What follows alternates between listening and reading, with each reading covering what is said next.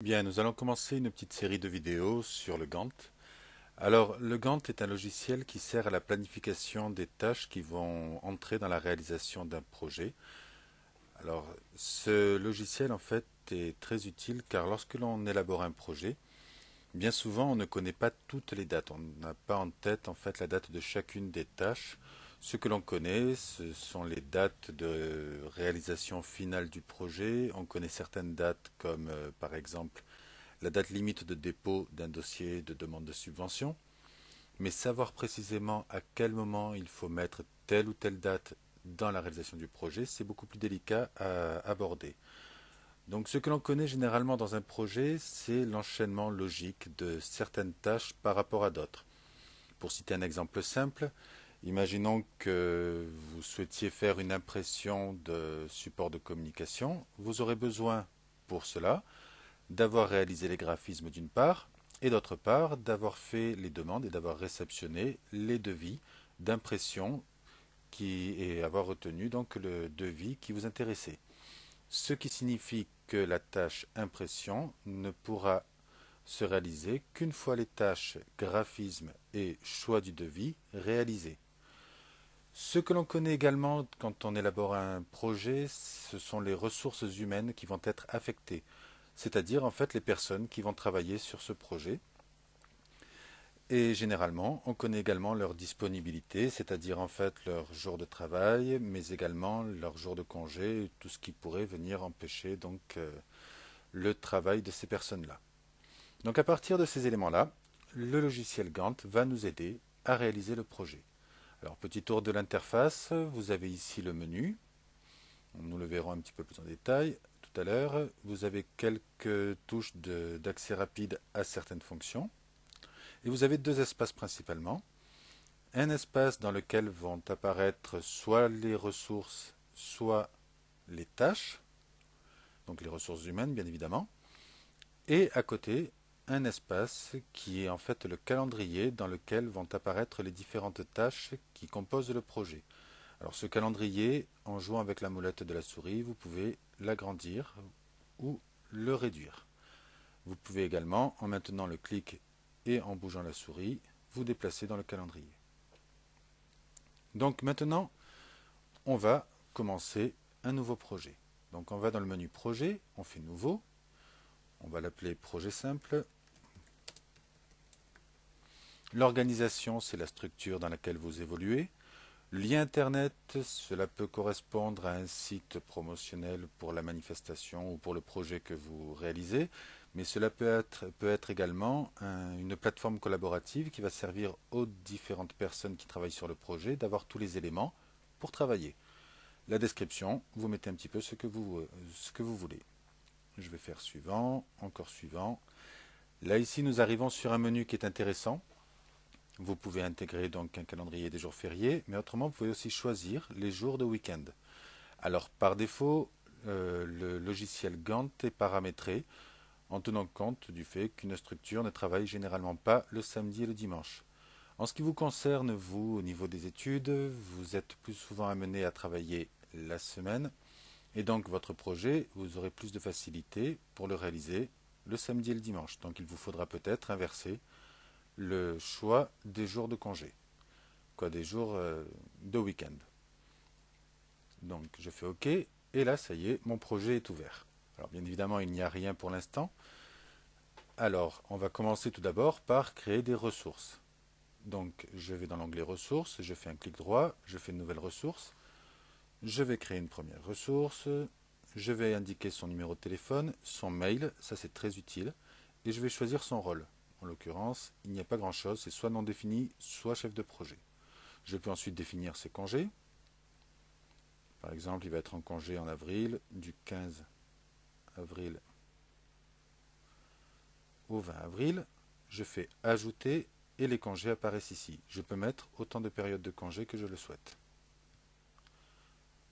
Alors, on a dit tout à l'heure, rôle par défaut, il n'y avait le choix qu'entre chef de projet ou non défini. Alors, si l'on souhaite créer des nouveaux rôles, on va dans Préférences, donc Édition Préférences, je choisis Rôle, et là je peux créer autant de rôles que je le souhaite. Je vais créer une deuxième ressource. Je ne mets pas d'autres indications, ce n'est pas nécessaire pour le moment. Et maintenant, je vais aller vers les tâches. Alors, comment est-ce que l'on procède lorsque l'on travaille sur un Gantt? Eh bien, en fait, on procède de la même manière que pour un PERT. C'est-à-dire, nous allons prendre la liste des tâches avec leur descriptif.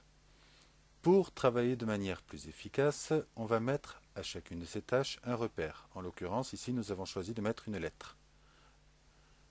Pour chacune des tâches, nous avons également une durée en jours, ainsi qu'un pourcentage. Alors ce pourcentage correspond en fait au temps que prend la tâche dans la journée pour sa réalisation.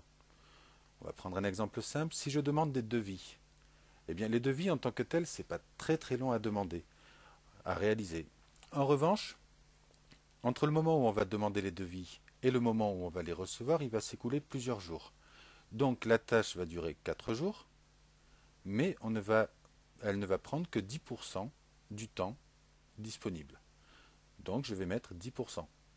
Ensuite, et là c'est la colonne la plus essentielle dans un Gantt, il s'agit des prédécesseurs. Puisqu'en fait le Gantt, dans la mesure où on ne sait pas les dates de chacune des tâches, eh bien on va agir toujours en réfléchissant à quelles sont les tâches nécessaires pour la réalisation de telle ou telle tâche, comme on l'a dit tout à l'heure dans le cas de l'impression. Donc par exemple, pour pouvoir lister les prestataires, eh bien, il nous faudra d'abord avoir établi le cahier des charges. Donc en prédécesseur, je mets la tâche A qui correspond à établir le cahier des charges.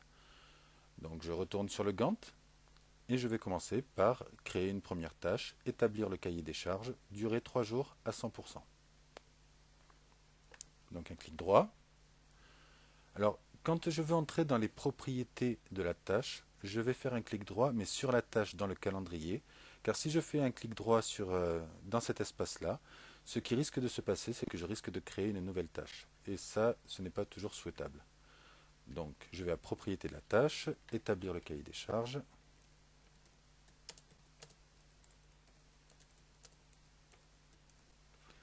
On a dit durée 3 jours. On va mettre une personne pour cette tâche. Vous voyez qu'elle apparaît comme responsable. Et elle est à 100% d'occupation. Généralement, quand on choisit des tâches, on peut mettre autant de ressources que l'on souhaite, mais on ne choisit toujours qu'un seul responsable. C'est comme ça que ça se passe généralement dans les projets. Nous disposons également d'un onglet Notes. Alors l'onglet Notes est extrêmement intéressant puisque le Gantt permet non seulement d'établir les plannings, mais permet également d'établir les fiches de poste pour toutes les personnes qui vont travailler sur le projet. Et parfois, pour certaines tâches, il va falloir décrire ou donner quelques indications utiles pour qu'elles puissent être réalisées. Ces indications, c'est ici qu'on les intègre. Il y avait également l'onglet prédécesseur, mais là, dans la mesure où le cahier des charges était la première tâche, il n'y a pas de prédécesseur. Ensuite, général. Alors, général, si je reviens ici, pourquoi est-ce que je reviens ici? Tout simplement pour vous montrer d'abord un petit point, c'est-à-dire que ici, j'ai l'avancement. Cet avancement, c'est ce qui va permettre, c'est un outil de suivi du projet. Nous le verrons dans une autre vidéo. Point bilan, c'est si certaines tâches ne sont pas en fait de véritables tâches, mais simplement des réunions ou alors juste des... On peut utiliser le point bilan, par exemple, pour faire un point quand il y a des tâches qui concernent différentes fonctions nécessaires, par exemple une fonction communication, une fonction de réalisation, une fonction de recherche de lieux, etc. Et tout. On peut les réunir en créant un point bilan. Nous le verrons dans certaines situations. Les dates, pour l'instant, je ne m'en soucie pas, je vais y revenir juste après. Donc vous voyez que j'ai créé ma tâche, je lui ai donné 3 jours. Vous voyez simplement que ces 3 jours, eh bien en fait, se sont convertis en 5 jours. Pourquoi? Parce qu'au milieu, il y a un week-end qui est non travaillé. Ce qui fait que du coup, ça rajoute 2 jours. Je vais réaliser donc une deuxième tâche qui était lister les prestataires, durée 2 jours, 100%, prédécesseur A. Donc toujours pareil, propriété tâche. Lister les prestataires, durée 2 jours. On met une ressource à 100%. et en prédécesseur, cette fois-ci, je vais mettre établir le cahier des charges. Et là, vous voyez qu'automatiquement, la tâche va se positionner une fois que la première tâche aura été réalisée. De ce fait, nous allons avoir un enchaînement logique de toutes les tâches du projet en fonction des tâches qui précèdent. Donc il s'agit d'un exemple extrêmement simple, c'est pour expliquer les principes de base du Gantt. Je vais juste revenir sur les propriétés de la tâche pour vous parler cette fois-ci des dates. Tout à l'heure, j'en ai pas parlé. Donc, vous aurez remarqué qu'en fait, je n'ai pas indiqué la date quand j'ai créé cette tâche. Pourquoi? C'est parce qu'en fait, c'est le Gantt qui va choisir, qui va essayer d'établir la suite logique, l'ordonnancement logique des tâches. Les dates de début et de fin sont des dates obligatoires à respecter. Alors, je vais prendre un exemple simple. Si je dois créer un projet et que je souhaite en assurer la communication lors d'un forum des associations, je souhaite en faire la promotion, en fait, lors de ce forum des associations, eh bien, la tâche forum des associations, participation au forum des associations, ne pourra se tenir que lorsque le forum aura lieu. Donc, je vais indiquer les dates du forum, puisque celles-ci sont obligatoires. Je ne pourrai pas déplacer cette tâche. Autre exemple, si je dois remplir un dossier qui me sera utile pour mon projet, et que pour ce dossier, je dois attendre en fait qu'il soit mis à disposition. Si je connais la date de mise à disposition, alors je pourrai indiquer la date minimum de début de la tâche, ce qui signifie que la tâche ne pourra commencer qu'après cette date de mise à disposition du dossier. Elle pourra avoir lieu bien plus tard si c'est nécessaire, mais en tout cas pas avant. Voilà, on a fait le tour à peu près des fonctions essentielles. Donc le plus simple, je pense, c'est que vous essayez d'imaginer un petit projet et que vous essayez de le mettre en forme vous-même avec le logiciel Gantt.